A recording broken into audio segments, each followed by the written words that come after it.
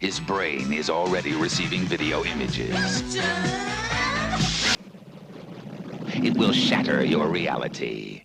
Yeah, because I couldn't tell you what it is. I mean, I feel that I have a general understanding of it, but I couldn't recite to you the definition or what the steps are. Sure, and there's different ones. I mean, there isn't the scientific process, just as there's the dictionary. There would have to be two scientific processes. right. There's one that you recreate and one where it has to be anecdotal, like the Big Bang or a black hole has no choice but to be somewhat anecdotal because we can't recreate the Big Bang.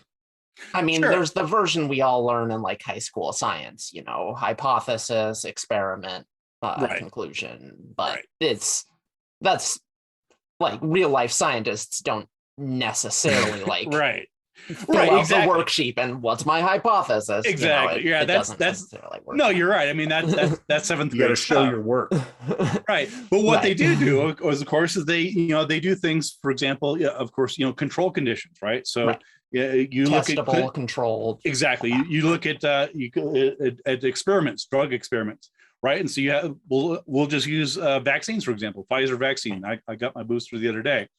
What they do is they have the vaccine and they randomly assign people to either a placebo or an actual vaccination. They track who's who, and they wait and see who do the people who got the vaccination have higher or lower levels or the same levels of infection of COVID or flu or whatever else.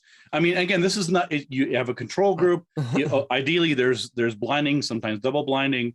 It's not perfect. I mean, experiments are very difficult to do completely perfectly, and there's always caveats in this and that. But at the end of the day, most of what we know about the world is premised and proven out by scientific results. Yeah. So, seeing how you started off doing some ghost hunting, do you have a holy grail? Like, do you have one that in your research that you think might be true or that you want to be true? Or is there a holy grail that is the one that continues to haunt the corner of your mind? In ghost hunting specifically?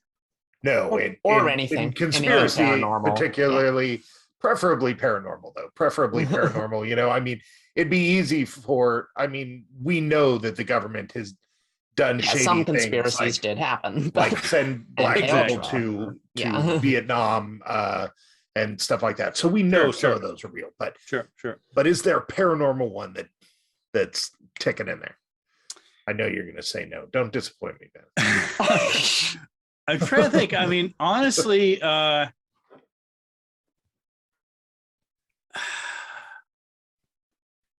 maybe like sea monsters or something that might be out there in the oceans. That's a good one. That's one I harbor as sea well. monsters. Yeah, I mean, obviously, we haven't searched the entire world. I mean, we have a pretty good idea what's out there. It's not like we're totally ignorant about it. I guess stuff with ghosts, and crop circles and other things, miracles. I hate to say it, I'm probably a little jaded just because I've researched it. I've been there and done that, and I've conducted investigations, and I'm not finding anything there. And that doesn't mean that the next time there might not be something there, but I can only see so many photos of orbs and I mean, and somebody sends me, I did, of course, literally last week, actually this week, today is Wednesday. Somebody sent me a photograph of a mangy dog asking if it's a chupacabra. And at some point, and again, Its name, maybe. Right. I mean, and it's like a good dog name. Call it whatever you want, right? I mean, it's clearly not a chupacabra, and so I try to be polite, like, okay, well, here's why you might think that, here's a quick explanation, and here's more online. You can check out my book, whatever else. So I want to be open to answering people's questions and things like that, but at some point, I've only got so many years on this earth, and I've been looking into some of these things for literally decades. And, unless the quality of the evidence gets better, I'm going to have to say, look, If you got something spectacular, give me a call. Other than that, I mean, I got other things to do. So that's, you know.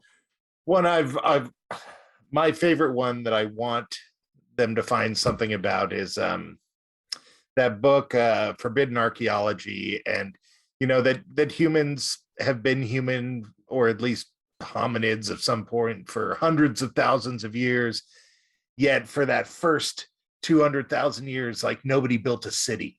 I want ancient prehistory culture that we've never seen before. Not like flying cars, but maybe some aqueducts. Yeah, whatever. 100,000-year-old aqueducts. That's what I want. An aqueduct. Yeah. Okay. Yeah.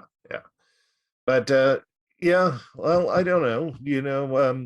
I think the biggest problem with all of this is that, and I don't think everybody needs to be like me, so I try to be patient, but they're taking all of the fun out of imagination.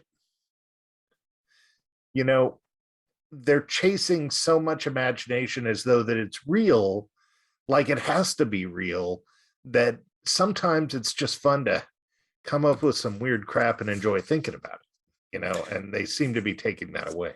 Yeah, I mean,